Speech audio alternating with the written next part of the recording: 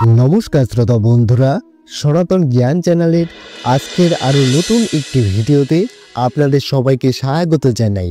বন্ধুরা, যে ব্যক্তি সকালে ঘুম থেকে উঠে এই তিনটি জিনিসের দর্শন করে সে ব্যক্তির জীবনী শক্তি অত্যন্ত বেশি পরিমাণে বৃদ্ধি পায়, সে ব্যক্তি অত্যন্ত ভাগ্যশালী হয় এবং সে ব্যক্তি জীবনে যেটা চায় সেটাই পায়, অর্থাৎ সে ব্যক্তি জীবনে সফলতা আসে চুম্বকের মতো।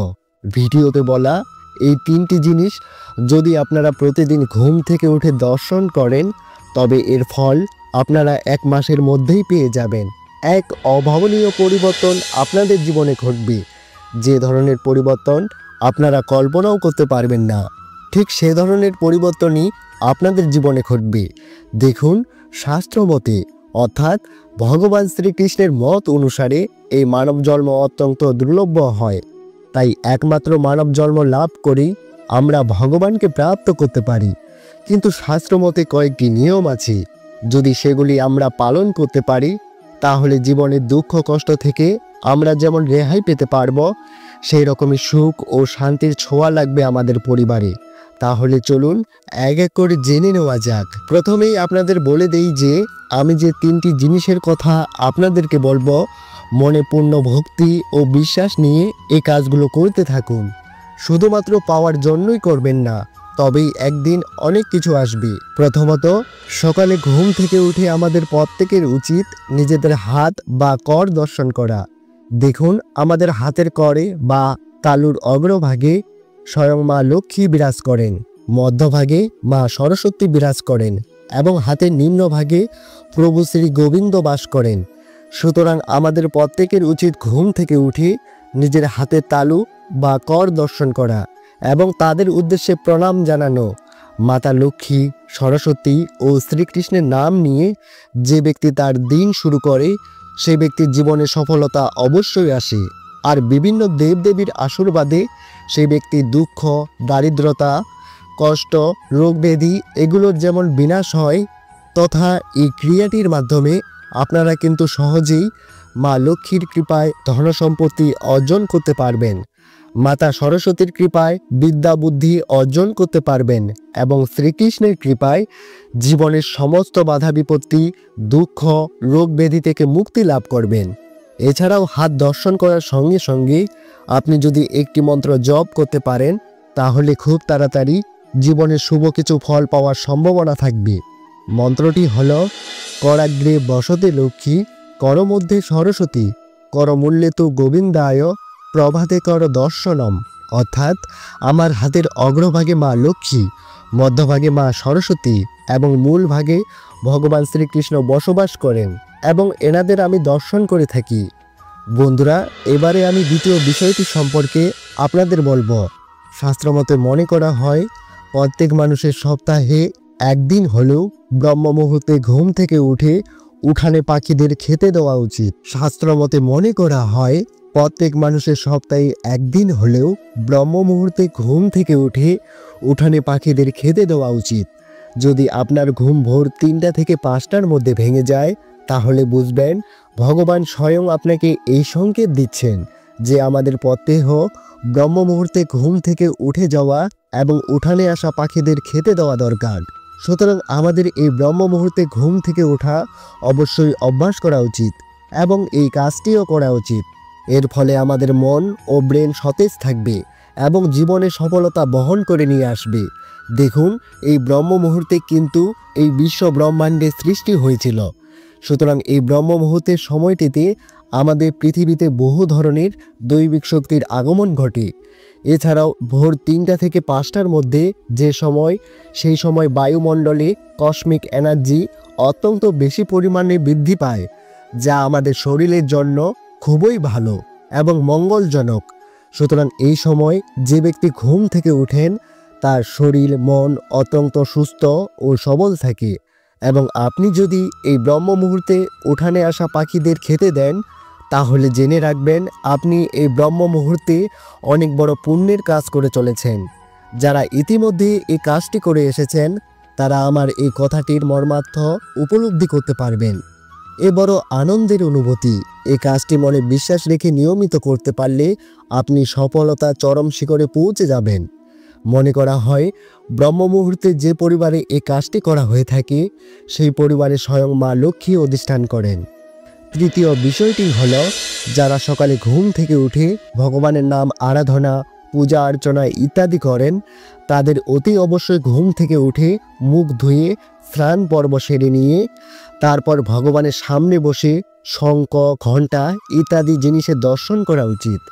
তারপর ভগবানের কাছে বসে কিছুক্ষণ ভগবানের নাম কীর্তন করুন, কারণ যেদিন ভগবানের নাম নিয়ে আপনার সকাল শুরু হয় সেদিন কিন্তু সত্যি অন্য রকমের হয়, আনন্দের সাথে দিন কেটে যায়। তারপর নিজের পিতামাতা, সূর্যদেব এবং গুরুদেবের উদ্দেশ্যে প্রণাম মন্ত্র যাপন করে আপনি নিজের কাজ শুরু করুন। দেখুন, যে ব্যক্তি এই নিয়মগুলি প্রতিদিন পালন করেন সেই ব্যক্তির জন্মকুণ্ডলী থেকে সমস্ত রকমের ঋণ, দোষ, পাপ এগুলি খুব সহজেই খণ্ডন হয়ে যায় এবং প্রতিদিন সেই ব্যক্তির জীবনে শুভ শক্তির বৃদ্ধি পায় এবং পুণ্যের মাত্রা বাড়তে থাকে তার জীবনে। এর ফলে এইসব ব্যক্তিরা প্রতি কাজে সফলতার মুখ দেখতে পায়। প্রায় সব জায়গাতেই আমাদের বাড়ির আশেপাশে এমন দু একজন ব্যক্তিকে আপনি দেখতে পাবেন যারা খুব সকালবেলায় উঠে এই কাজগুলি করে থাকেন। লক্ষ্য করে দেখবেন তারা কিন্তু সুস্বাস্থ্যের অধিকারী হন।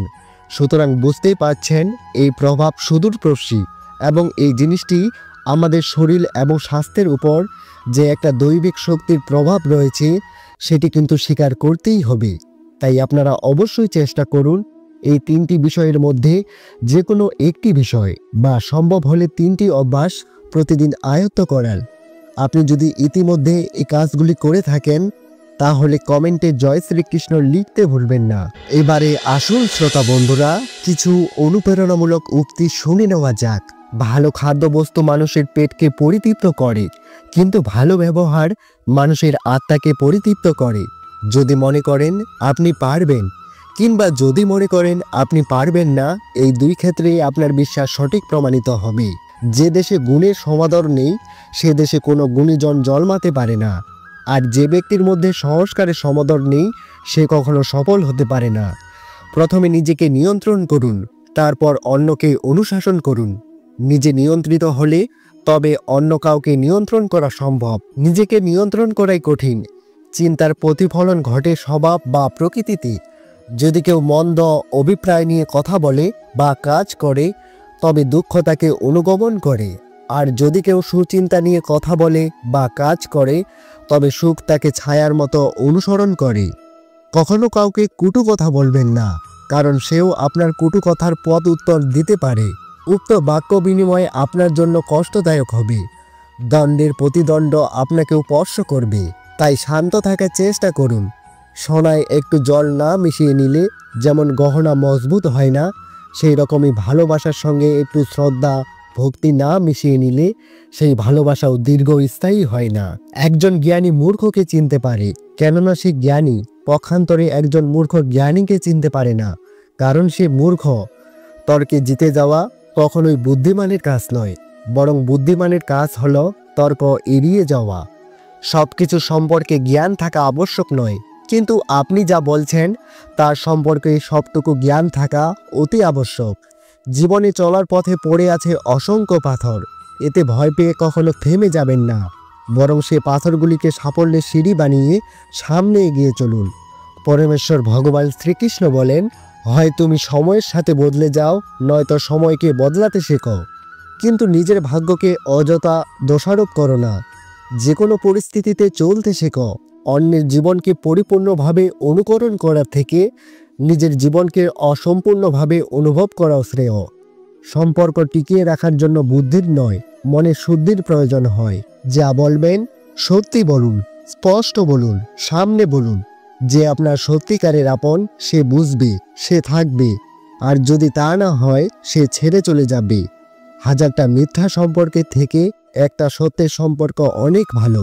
কিছু নতুন শেখার জন্য এটা স্বীকার করে নেওয়াই ভালো যে প্রতিটা ব্যক্তি কিছু না কিছু ব্যাপারে আমাদের থেকে এগিয়ে, সেটা রূপেই হোক, ঐশ্বর্যেই হোক, বুদ্ধিতেই হোক বা ব্যবহারেই হোক। তো শ্রোতা বন্ধুরা, আজ এখানেই শেষ করছি। যদি ভিডিওটি আপনাদের ভালো লেগে থাকে তাহলে অবশ্যই একটি লাইক করবেন এবং কমেন্ট সেকশনে জয় শ্রীকৃষ্ণ লিখতে ভুলবেন না। দেখা হবে পরের আরও অন্য একটি ভিডিওতে। ততক্ষণের জন্য ভালো থাকুন, সুস্থ থাকুন। পরম করুণাময় ভগবান আপনার মঙ্গল করুক। জয় শ্রীকৃষ্ণ। রাধে রাধে।